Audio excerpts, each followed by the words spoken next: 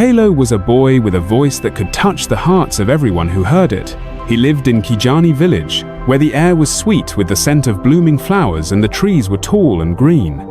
When Kaelo sang, the villagers would smile and dance, feeling the joy and happiness that his music brought.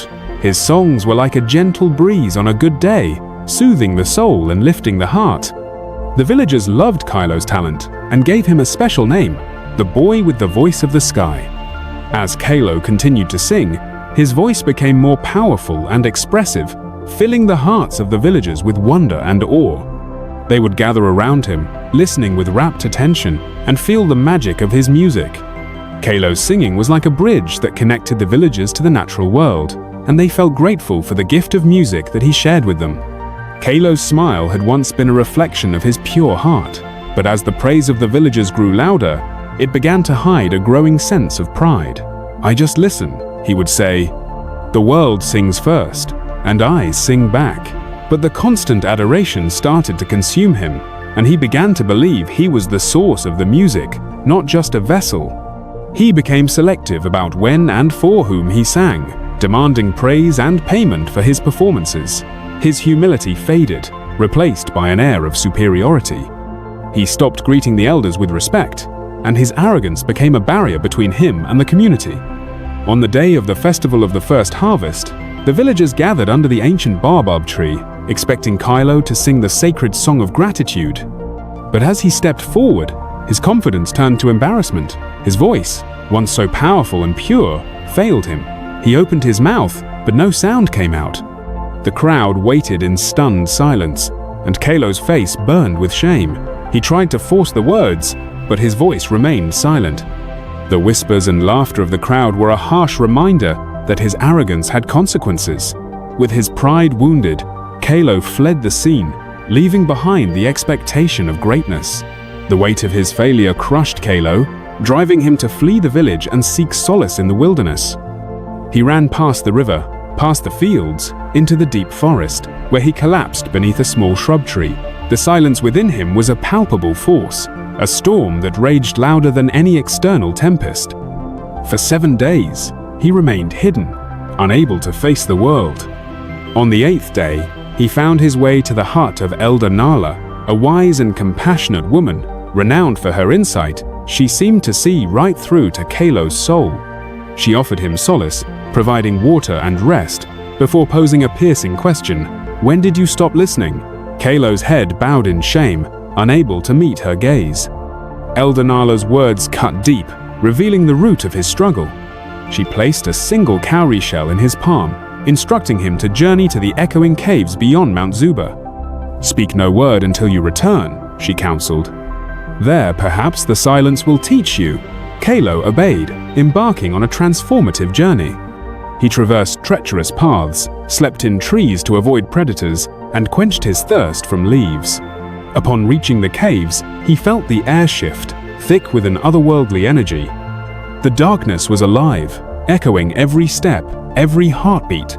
The walls whispered his old songs back to him, but with a melancholy tone. Days passed, and Kaelo remained silent, listening to the subtle rhythms of nature. One night, as moonlight filtered through a crack above, Kaelo hummed, not from memory, but from feeling. The cave echoed back, and he hummed again. The cave sang with him, and something profound shifted within him.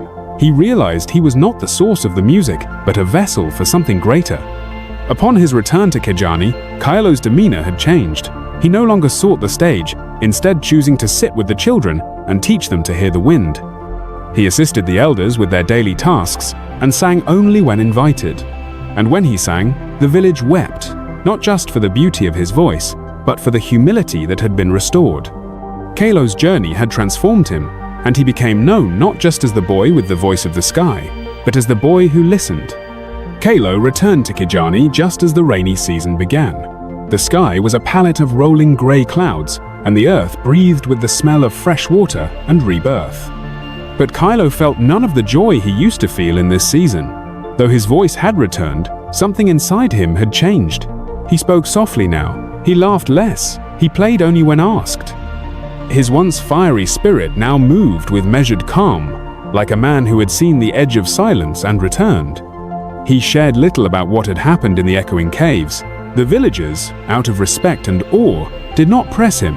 They only listened more carefully than ever whenever Kyalo opened his mouth to sing.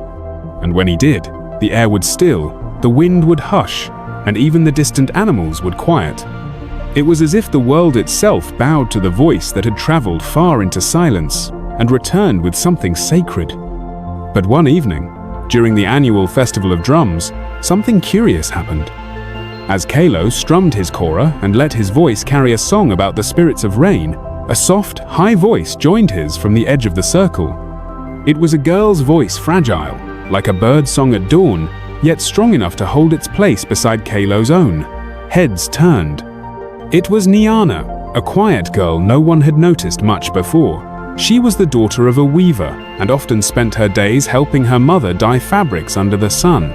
No one remembered her singing. No one had ever taught her. But as her voice soared beside Kaelo's, harmonizing with notes only seasoned musicians could catch, a hush fell over the gathering. As Kaelo's fingers faltered on the kora strings, he turned to behold Niana's radiant face, and a shiver ran down his spine. The cave, the echo, the reflection in the pool, it all made sense now.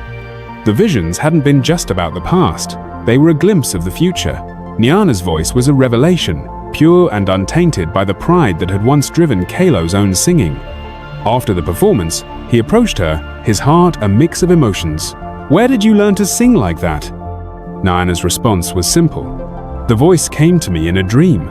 Kaelo's mind resonated with the words, and he remembered Elder Nala's wisdom. "Your voice is not a possession. It's a channel." Perhaps the voice had never truly belonged to him. It had simply flowed through him, and now it had found a new vessel in Niana. As Kaelo looked around at the villagers, he felt a sense of relief wash over him. For the first time, he didn't feel threatened by someone else's talent. Instead, he felt a sense of pride and wonder. "Then keep singing," he said to Niana, his voice filled with conviction. "The voice is yours now. Treat it kindly and let it be a gift to others. Never let pride drown out the songs of the world around you." Niana nodded.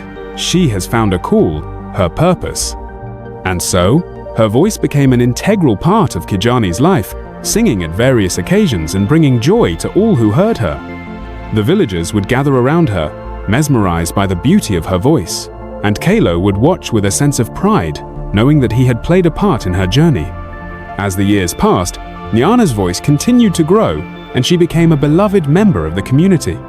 And Kaelo, now an elder, would smile whenever he heard her sing, knowing that the voice that had once been his had found a new home, a new vessel, and a new purpose. The legacy of Kaelo's music lived on through Niana, and the villagers would tell stories of the great singer who had passed on his gift to a new generation. So began a new chapter in Kijani.